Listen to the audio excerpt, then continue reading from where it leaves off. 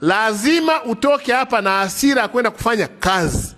Usisahau kubonyeza alama ya subscribe Kalamu TV Online. Msimwaibishe Mheshimiwa Rais, msiaibishe serikali. Mheshimiwa Rais anaahidi wa Tanzania tajiri, anatoa nafasi, mnapata kazi, mnaisha kufukuzwa kwa pombe. Miezi 4 umeitwa na afisa utumishi, mtoro kazini, mzembe, pombe, wengine huko rushwa. Umempeleka mtu kwenye kituo cha afya akasaidie, anakuja mwanamke pale kujifungua, unaanza kuzunguka, unatafuta shilingi 10,000, utapata laana. Afisa kilimo umeenda kwenye shamba la mtu, umeenda pale ukuta mahindi yananyauka, unataka akuhonge ili umshauri kwamba dawa ya kununua ni hii. Laana ya nini hiyo?